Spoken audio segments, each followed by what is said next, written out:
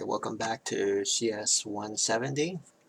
So here we are with this week. We have, let me zoom in on this, make this bigger. Okay, so we're here on week 6. Okay, I'm available this week to help anyone with questions. Send me email. I think everyone here knows my email. If you have any questions about exam 1 that's coming up, I'll try to respond to them as quickly as I can. If you need to get a WebEx or a Zoom with me, just let me know. I'll make some time for that. If questions about code, trying to figure things out, HTML or whatever, just like send me an email with the code. Try not to just send me a screenshot. Sometimes I can spot things right away on the screenshot. A lot of times it's just easier for you to give me the code, and then I can put it into my own editor and check it out. And that kind of leads me to some of the stuff that we're going to cover this week in terms of debugging. But I'll step into that in a second. So as you can see here, we're on week 6. You have JavaScript. We're not going to cover in this lecture the event-driven programming. That's going to come in another lecture. For today, we're going to do some debugging ideas. I'll kind of step you through that. We'll just call this Intro to JavaScript. Right. Last week, we did something that basically was around variables, the different types of variables, how you handle them, how you assign things to them. Part of the extra credit, we did some stuff where you just added variables together or you concatenate them together, and we printed them. Some of you have actually went into JSDO and actually looked at the functions, which is pretty good going ahead. So that's nice. But we'll be getting more into stuff where we'll provide ways for you to interact with the users.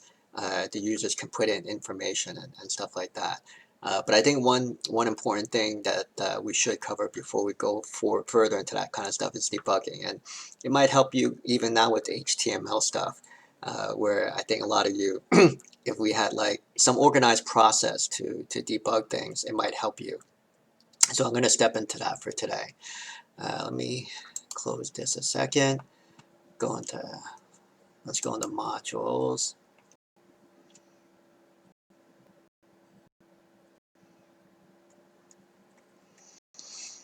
And here we are, week 6. So you have some resources here. It's similar to the other weeks. Let's see here. We have the JavaScript reference guide, similar to the HTML reference guide. And if you saw my last lecture, it's similar to how I look at the HTML, where I think it's helpful to show all of the different examples or different types of HTML code alongside what the rendering on your browser would look like. So you can kind of go back and forth and see quickly, say, oh, I need to generate a table, or I need to do a table with a link in it, or I need to do like a certain type of border or caption, list, a nested list, or whatever. And I can see like the code matched up to the output and use that to both learn and also as a reference. Right? If you actually get into a situation where you're working and you're dealing a lot with this type of stuff, you tend to basically store examples of stuff. So if you have to do something, you have to maybe do something on an HTML page or do some stuff with JavaScript. Once you get it working, you tend to kind of save it around as a copy in case you have to do something similar in the future. And then if someone says, oh, you need to do something like this, and it's something that you've done in the past, you can just go right away and reuse that, right? Look at that and say, oh yeah, I remember doing this like last year or something like that. So that's generally how things work when you're in this, let's say you have a job that's dealing with this type of stuff. You tend to like have in your folder or your file system a whole bunch of different little examples of things that you've done in the past that you can refer to, whether it's like stuff that you wrote, in terms of writing samples, PowerPoint presentations you did, Excel sheets that you did, scripts that you've done, programming code that you've done, whatever. You accumulate all that stuff, and then that's kind of like your own little personal library that you go back to. So that's why I suggest you write the code, show the example next to it, and then you can refer back to it, especially when you guys do exams. Okay, so on the resource, I clicked on the resource here. So typical stuff that you've seen in the other weeks, where you have your textbook readings. Okay, this week we're covering chapters 6 and 18. All right, and these are all your learning objectives here. Okay, and your vocabulary. All right, so I'm not going to actually go through all of these in the lectures. The one thing I'll just quickly mention, this part here, where it talks about errors in the program. So there's different types of errors. One is what they call compile time. That's pretty much where you can't even get your page to run, right? So before anything, you made a very fundamental error, and the page just doesn't work, right? Some of you might have seen that when you tried to do the JavaScript and you made some simple error, then nothing displayed at all.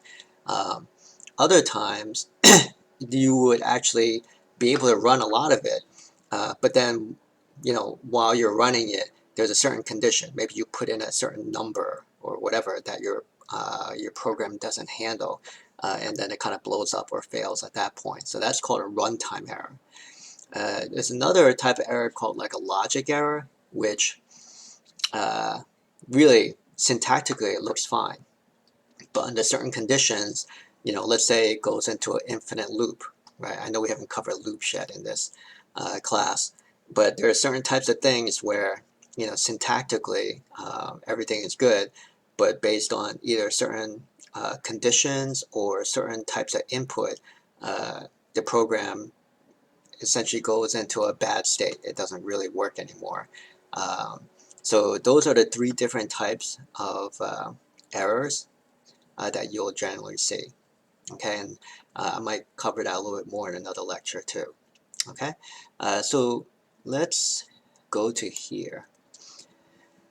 So when you look at debugging, there's a whole bunch of different ways you can look at it. For a lot of like the regular programming languages, you will see what they call an interface, right?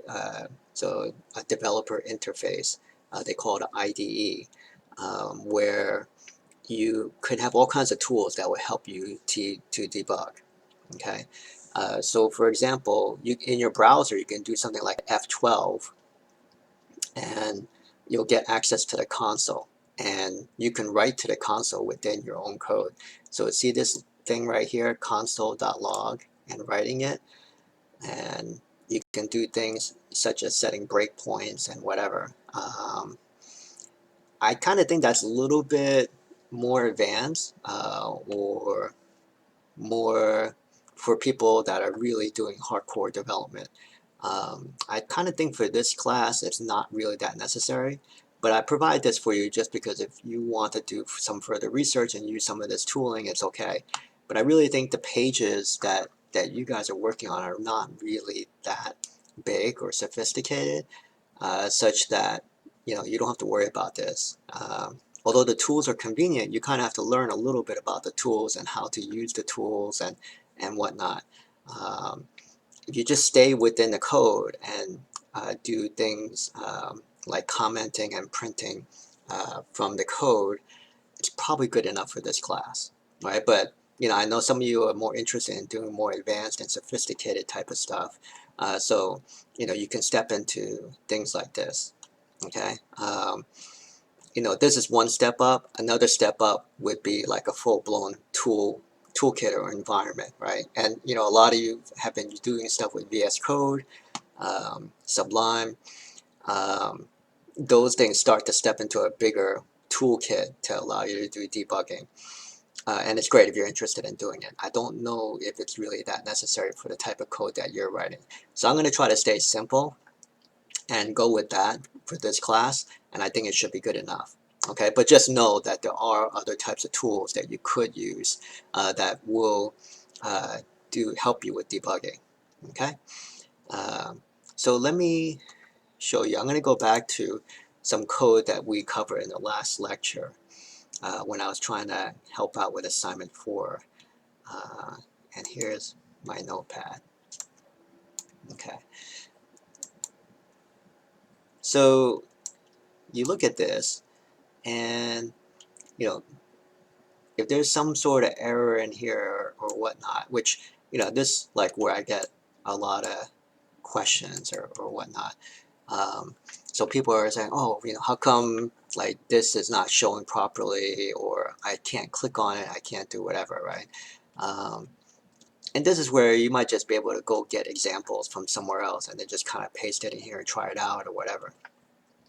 But first things first, sometimes people will say, oh, I'm not sure really what the error is. Something has happened. So one thing you want to do is just be able to just isolate the change. Okay. Um, so let me see. Let's say I'm having a problem with my link here, right? And I don't know what's really going on. And let's, for the sake of argument, saying, oh, I'm not exactly sure where it is in here either, right? So I might try to clean things up a little bit, and this is where you can just narrow things down. You can either comment out code, or you can just like, cut it out and then put it back in later. Okay, so here, let me do something like this. I'm gonna do Control X, right? And then I'm gonna save this. Actually, let me undo this. Let me take all of this out. So I'm going to take this and this all the way out to this. I'm going to take out the table and everything. Okay. Now I take this out, and then I refresh this. This is the main HTML if you can't see that. And right away I've kind of brought it down to this. So I guess main thing is like you try to strip it down and then you add in a piece at a time to see what you need to do, right? So in this case, you want to maybe isolate to this Microsoft and play around with that a little bit. So maybe you're not really sure, you want to see how you can line this up a little bit better or whatever, or you have some issue with the link. So I guess from my standpoint, there was quite a number of issues with relative path and absolute path for local file systems. In this case, it just happens that it's referring to a picture that is on the internet. But let's say this was a local file. I don't happen to have a local file here, but it would be something, some people would say their full path or the absolute path, which would be something like C:// blah, blah.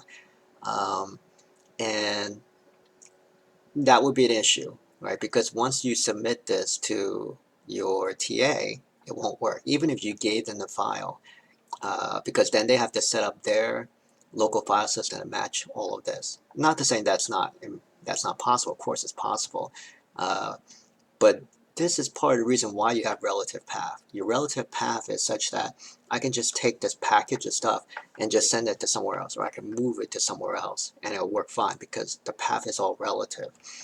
So, let's say in your local file system, you have something called like, assignment 5 or something like that.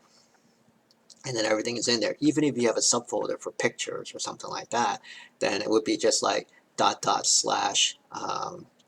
pictures, and then / the name of the file, let's say. Or since it's not that many pictures, you could just leave it in your main directory, and then you would just say the name of the file here. And that's essentially relative path reference. Okay, but you can see that right away. You can play around with that here.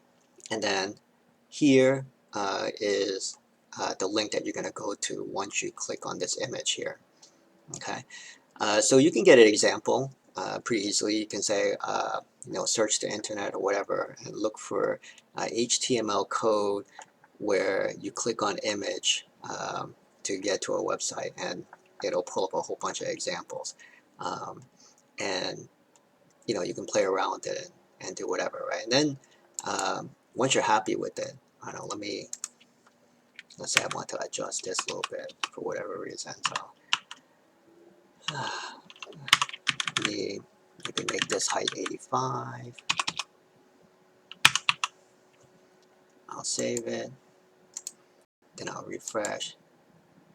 Okay, so just kind of play around with this a little bit, and that's kind of one thing you look at for HTML. So your HTML, you can have a whole bunch of stuff. It could be like a long page of stuff, and it could get a little bit confusing. You don't know where you're at. So my suggestion is really just to kind of trim it down very quickly so you can narrow it down and focus on where you want to play around with. And then once I'm done with that, I do a Control V and I put everything back in here. And if I'm happy with this, then I move on to the next thing. And maybe I just cut out something like this. I just cut out that, then I can work on the second picture. Right, I can work on that, let's say. So there's a number of ways you can play around with this. It's kind of up to you. The other thing you can do is as you're writing up the HTML, you do one bit at a time. Right? I know some people, they'll just say, oh, let me get all of the pictures in here and whatever you do it. But you can just do one at a time. Right? So you might do one, play around with it, make sure it looks all good, and then move on to the next thing. Right? Maybe I don't like this as I was writing this, let's say the major software companies. So if I'm here, let's say I don't know where that is, so I'll do a find and I'll say major software companies. And let's see, maybe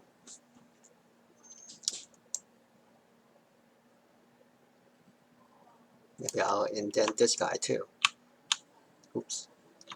Put that back here. Let me copy and paste this guy over to here, like that. Oops, I missed a quote here.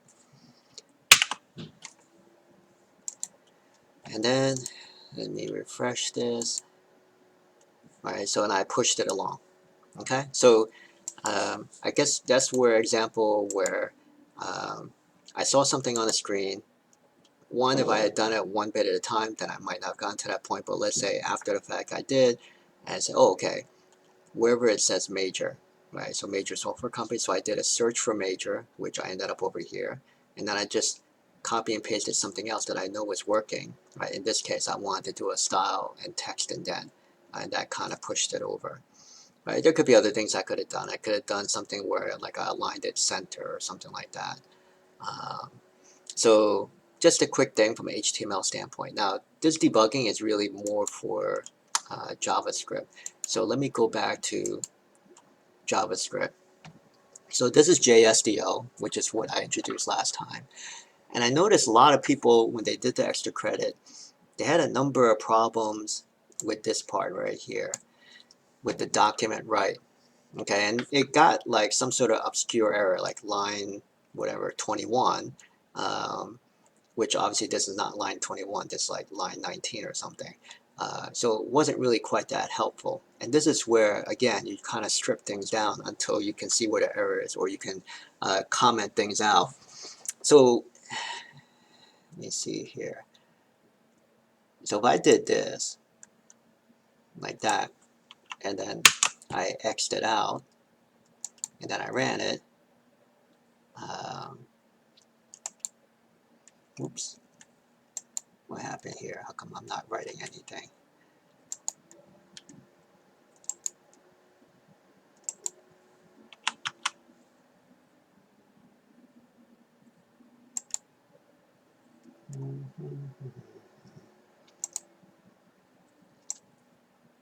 Let me just X this out. Let's see if that still works.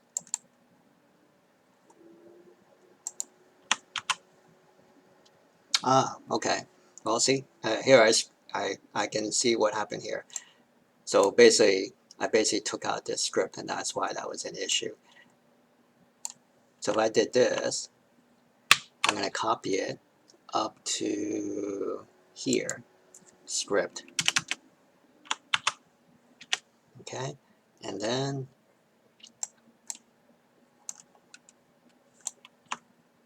I pull this out. So this is what I did. So you have the script here, and then you have to close it off with the script here. Okay, now this should work. And there we go. Okay, so I did this, and you can see it simplified things a lot. So I know people saw all kinds of stuff, and they weren't sure what the line number was and whatever. And really what happened was, this is where most of people had some issue with this document right. And the result of this, and they would kind of, most of the time they would be trying to put together a string, and they'd be doing stuff where they forgot to do a plus sign.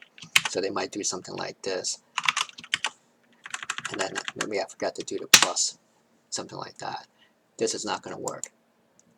Okay, so this is a case where it's a compile time error, right? So at this point, nothing can work. If I put this plus sign back here, this should work. Yes. So you have this plus 1, 2, 3. I don't like, I want to have a space there. Creates that. And then there were times where they would put in like maybe some special type of notation or whatever, and maybe you need to do escape character. But let me break this out.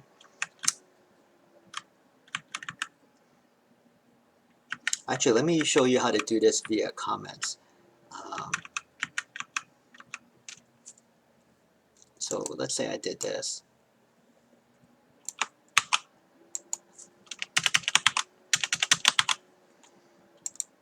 Okay, and I better change these variables. OP.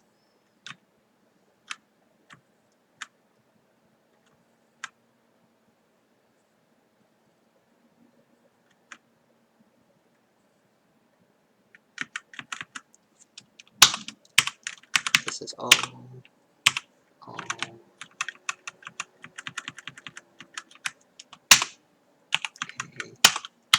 B. A.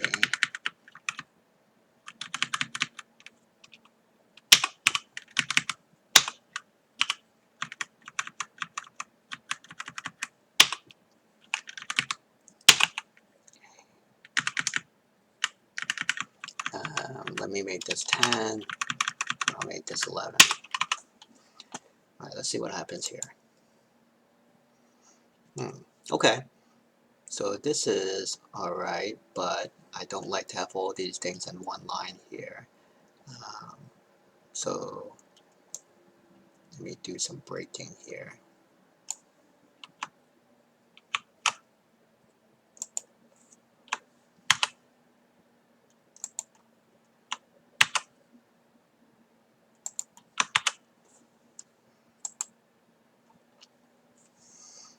Okay, and so of course I messed this up. I should have put an O here, and I should have put an A here.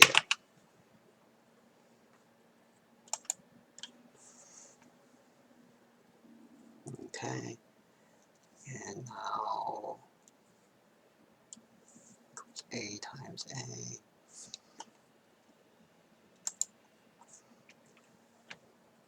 And let me see here. I should put P here. That's my mistake.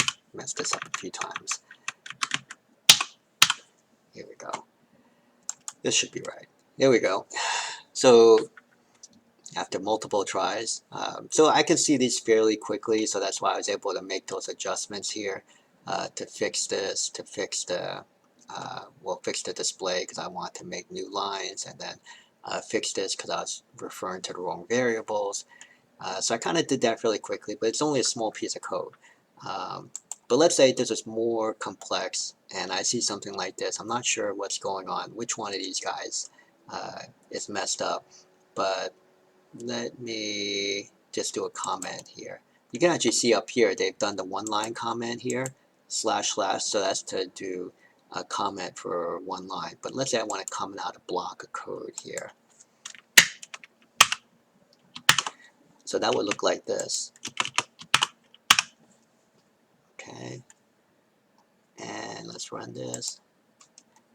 And you can see only this code is working, right? You can see on this editor that it kind of made all this brown.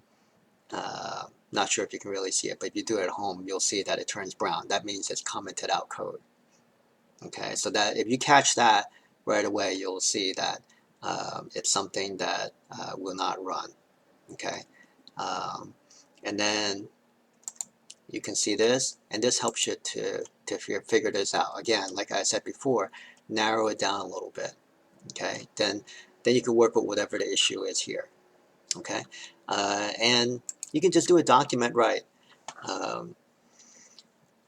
I probably wouldn't do like a document write after all of these different lines, but you could, right? So as you did this, you can say, oh, I'm not exactly sure what's going on here. Let me do a document write for variable 1 and variable 2. Okay. I kind of think it's fine to have this where you say document write and show this final text here. But let's say you're doing something more complicated here, manipulating these strings and whatnot, and you're not exactly sure what's going on, then you can do like document write on each of these intermediate steps here to see what's going on. Maybe you defined the variable incorrectly, or changed or enriched the variable incorrectly, or assigned the variable incorrectly, I should say. And same thing down here, right? So you have a document here, and you can see very quickly like something's wrong, and then you can play around with it. So I would suggest, like when you guys are debugging, I think the general concept is you might see like a whole long page, a couple pages of code, and wondering where the issue is. And I think the best thing to do is just to really narrow the focus of the problem so that it just makes it easier for you to play around with it. Do some printing around it, try to print all of their variables in and out, and just see whether you got to that right piece of code. When you strip out all the other code, you comment it out, or you just like cut it out and then just run it, then you should really start to be able to narrow the scope of the problem. And once you narrow the scope of the problem, then you can play around with different things to try and fix it. As we go through some of the different types of JavaScript, let's say inputs, either text boxes or radio boxes or stuff like that, I'll try to give you some tips on how you can debug those particular components. So what I've just showed you, I've tried to show you more of like a general thought process on how you do debugging with stuff like HTML or JavaScript. And this is only for things where you declare the variable, you assign some variable values, and you do some calculation, just how to isolate it a little bit. So that's kind of a general strategy if you're not using basic debugging tools. And I think for the type of code that you be doing, that should probably work. So take a look at this, think about it, play around with your own code to see if this kind of helps your troubleshooting as an approach. And then we'll build on this as we get into more advanced JavaScript. Okay? Thank you.